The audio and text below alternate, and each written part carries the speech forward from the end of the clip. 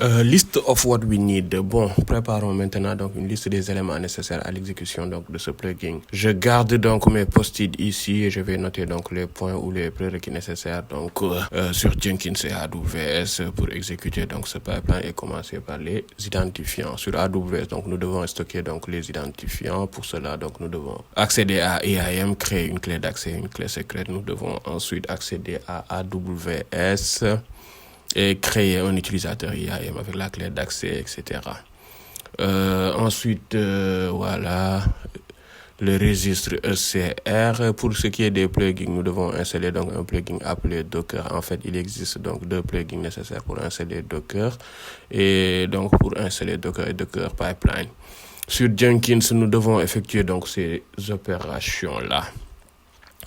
Nous devons stocker donc les clés d'accès AWS qui seront utilisées, qui est appelé donc identifiant Jenkins. Nous devons aussi installer donc le moteur Docker dans Jenkins. Ce Docker est un plugin, mais nous avons également besoin donc du moteur Docker. Ce plugin donc exécute donc les commandes Docker.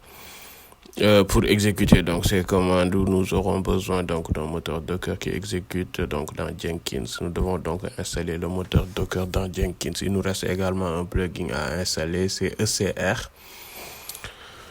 Voilà.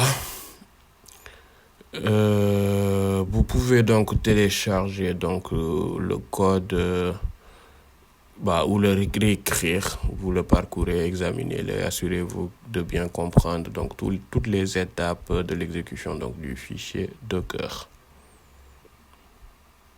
Voici donc les étapes que nous allons exécuter donc maintenant. Nous devons d'abord donc installer le moteur Docker dans Jenkins afin de pouvoir exécuter donc la commande Docker build depuis donc le pipeline Jenkins.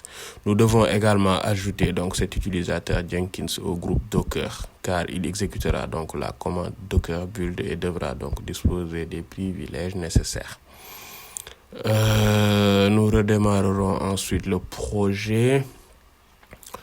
Nous installerons également donc l'interface de ligne de commande CLI donc d'AWS, ce qui est requise pour ce projet, mais dont nous aurons besoin donc lors de la delivery, donc c'est-à-dire la livraison continue de l'artefact, c'est-à-dire de l'image.